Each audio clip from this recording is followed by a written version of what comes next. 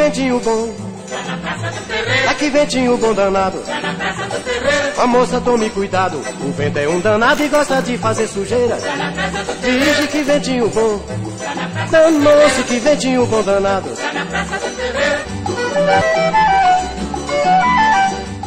A praça foi o cenário de grandes acontecimentos pitorescos dessa cidade.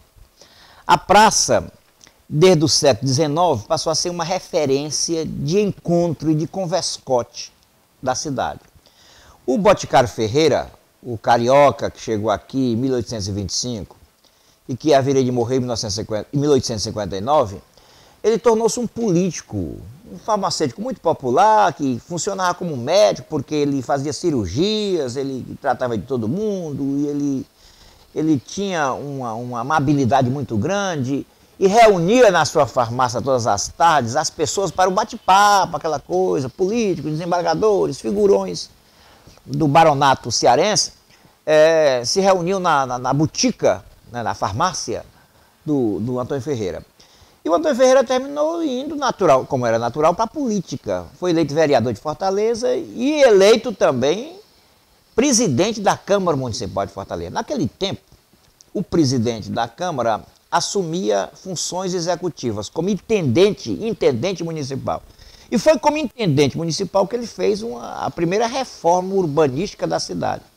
E a praça, que antigamente se chamara Feira Nova, era um amontoado de casebres, uma coisa desorganizada, onde os comboieiros, os tangerinos, os boiadeiros vinham, traziam seus rebanhos, e alguns, inclusive, matavam porcos ali e vendiam a retalho, e era uma imundície muito grande, fedia muito a praça.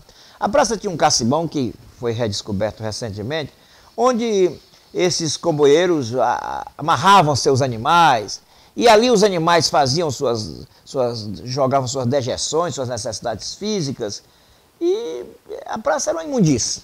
Então ele resolveu fechar o quadrilátero para a formação da praça, ele retirou os casebres, ele limpou tudo e fez a praça, que com muita justiça tem o seu nome, a Praça do Ferreira. A Praça do Ferreira começou a ser o centro da cidade praticamente no século XX, porque antes o centro da cidade era a Praça da Sé. Ao passar para a Praça do Ferreira, ela ficou conhecida como Feira Nova, porque o Boticário Ferreira acabou com o beco do cotovelo, alargou a praça e o pessoal passou a transformar ali o local em feira, né? Então era a Feira Nova. A partir de 1902, quando o Guilherme Rocha fez a primeira intervenção, né, urbanística, ela recebeu o Jardim 7 de Setembro. Né? No final do século XIX já havia os cafés nos 4 cantos da praça, que eram 4 quiosques, 2 de 2 andares e 2 térreos. O menor deles era o Café Java, que ficava em frente, seria hoje em frente à Caixa Econômica, onde ela funciona. O outro, baixinho, era o Restaurante Iracema, que ficava em frente onde seria hoje a Farmácia Oswaldo Cruz. E os dois que tinham um segundo andar, era o Café Elegante, que ficava ali mais ou menos em frente a Leão do Sul, e o Café do Comércio, que ficava na esquina principal da praça, que era diagonal hoje com o Excelsior, né? Na época, no lugar do Excelsior, tinha o sobrado do Comendador Machado. No Café Java, esse que eu falei que ficava na esquina da Guilherme Rocha com Floriano Peixoto, foi que nasceu a padaria espiritual. Naturalmente nasceu ali porque os poetas, os intelectuais que formaram a padaria, frequentavam a Praça do Ferreira, né? E logicamente cada grupo que frequentava a praça tinha o seu local predileto, e o deles era o Café Java. Né? Então ali nasceu a padaria espiritual. Existia uma sede na Rua Barão do Rio Branco, mas preferiam fazer ali, lançar o pão ali. Então o reduto deles era o Café Java. Todos os eventos importantes acontecem na Praça do Ferreira, isso sem sombra de dúvida, certo? É uma praça ainda que está sendo bem frequentada. Diariamente, os aposentados, os idosos, pessoas da terceira idade ou da melhor idade, como hoje dizem, né? Que diz que velho é o seu preconceito, essas pessoas toda tarde vêm à Praça do Ferreira. Se encontram, conversam, brincam, tem brincadeiras, eles brincam, riem, né? E sai tudo perfeito. Nunca houve confusão aqui com eles. São pessoas de boa índole, né? E de todos os níveis, né? É gente que já foi juiz, promotor, e general e coronel, certo? Desde do simples aposentado também. Todos eles se encontram aqui toda tarde, na Praça do Ferreira.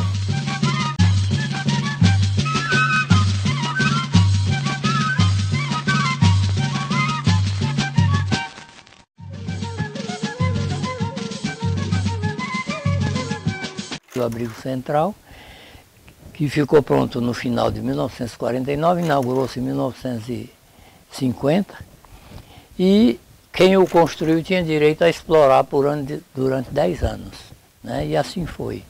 O Edson Queiroz explorou tudo que existia no abrigo durante 10 anos. E o abrigo foi feito, o objetivo principal era servir de abrigo para ônibus.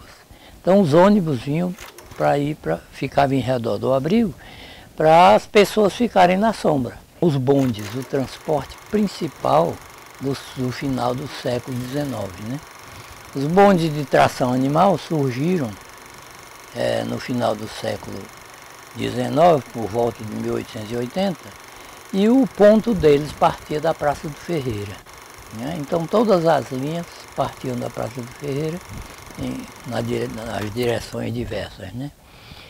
Quando foi em 1912, instalou-se aqui a usina da Light and Power dos ingleses, lá no Passeio Público. E eles tensionavam colocar o bonde elétrico, né? Então adquiriram a empresa Ferrocarril, que era a exploradora dos bondes de tração animal, e conservaram algumas linhas e criaram as novas linhas, mas partiam todos da Praça do Ferreira.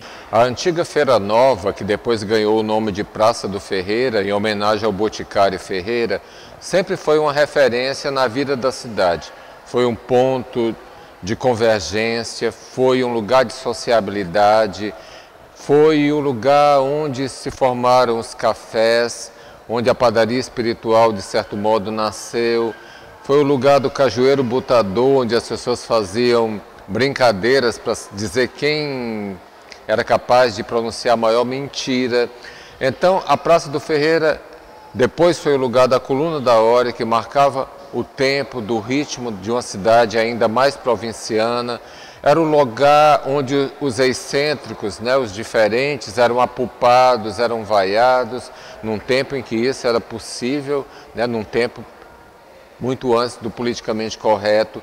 Então, a Praça do Ferreira sempre foi uma referência muito afetiva e muito importante na vida de Fortaleza.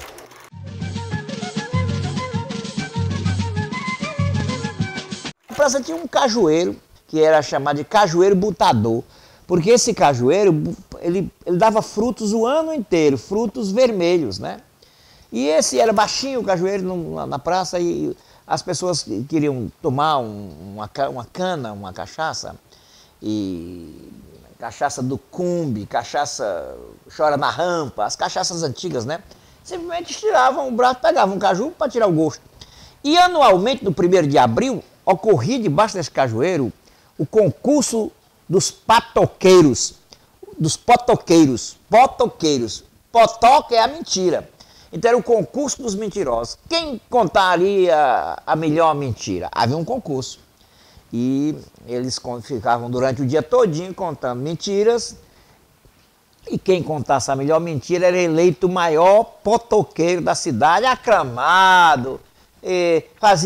Trazia um bolo, uma coisa assim. Em 1920, um cidadão chamado Godofredo Maciel, é o nome daquela avenida ali do Detran, né? Godofredo Maciel, acho que estava meio incomodado com as potocas que o pessoal contava neste concurso, né, contando mentira, tá, acaba falando de político, falando, né? Ele meio, não sei se alguém estava contando alguma coisa a respeito dele, ou de algum parceiro político dele, sei lá, eu sei que ele mandou derrubar o pé de caju. Esta festa era a festa mais popular do Ceará, esse festival da mentira, né? Aí, em 2006, nós aqui do Teatro Chico Anísio retomamos essa história. Aí fiz o primeiro festival aqui no teatro, festival de mentira. Eu digo, como é que eu vou fazer? Onde é que eu vou conseguir dinheiro para o prêmio para chamar a atenção, né? Eu digo, rapaz, bolar uma ideia aqui legal, tal. Aí botei premiação do troféu Cajueiro da Mentira, a premiação R$1 para o primeiro colocado, 50 centavos para o segundo e 25 centavos para o terceiro colocado. Aí no ano seguinte eu retomei para a Praça Ferreira. O grande lance da gente aqui é de manter esta cultura viva, de avisar e dizer para as pessoas de hoje que isso existiu e que a gente pode dar continuidade.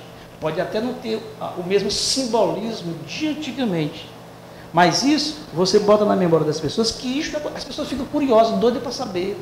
As pessoas têm vontade de saber, mas não sabem porque nunca dizem.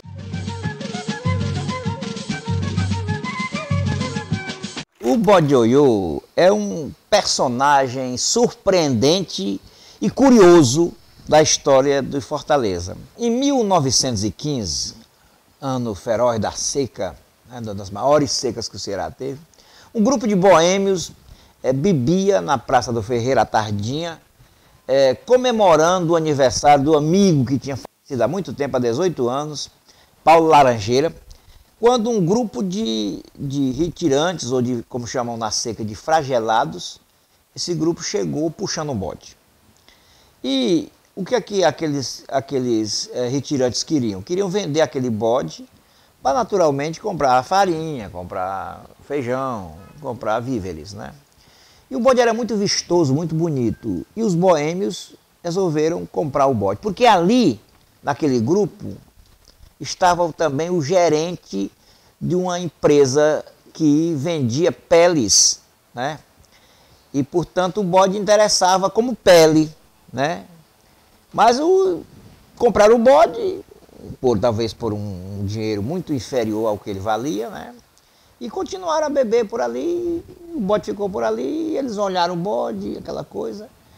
E então terminaram arranjando um tamborete, acomodaram o bode parecia estar sentado, inclusive, e os bêbados foram ficando mais espontâneos, daqui a pouco começaram a dar bebida ao bode, cachaça, cerveja, tudo, depois botaram um charuto na boca do bode, e o bode parecia um cidadão, botaram um chapéu, tudo, aquela gaiatice, né? E contam as lendas, e essas lendas urbanas são muito interessantes, que os boêmios naquela tarde e noite, resolveram cantar mais uma vez a valsa Teu Desprezo, que era uma valsa composta pelo seresteiro Paulo Laranjeira, que havia morrido há 18 anos, e que eles sempre, por ocasião do aniversário do Paulo Seresteiro, que ocorria em junho, eles cantavam para encerrar aquelas comemorações, eles cantavam a valsa. E quando cantaram a valsa, o bode jogou-se no chão, apoplético, se tremendo, se batendo. Disseram que, puxa vida, nós matamos o bode. Certamente nós demos bebida demais e matamos o bode. Mas quando eles pararam, surpreendidos por aquele ataque, porque parecia um ataque epilético do bode, o bode ressuscitou. Disseram, que história é essa? O bode... Vamos cantar a música não. No que cantaram a música, o bode caiu do mesmo jeito. Que coisa estranha. Vamos cantar outra música para ver. Aí cantaram outra música, o bode não reagiu. Ficou legal, tudo bem. Aí disse, rapaz, esse bode é o Paulo Laranjeira. Esse bode é a reencarnação do nosso amigo. Aí criou-se o mito. Pronto. Não iam mais matar o bode para tirar a pele. O bode passou a ser um mascote adotado pela cidade. O bode era tão conceituado que entrava no teatro, na hora de espetáculo, o bode entrava junto, né? O bode chegou a liderar passeatas políticas, por exemplo, em 1931, em 1930, e o bode morreria em 31, o bode liderou a passeata dos aliancistas, dos revolucionários que fizeram a Revolução de 30, e comandou essa passeata, ia na frente da turba que marchou sobre o Palácio da Luz para depor o governador Matos Peixoto. Quer dizer, quando o bode morreu, em 1931, resolveram empareá-lo. E esse bode oiô é o item mais visitado do Museu do Ceará. Ele está lá numa sala especial chamada Sala do Ceará Moleque.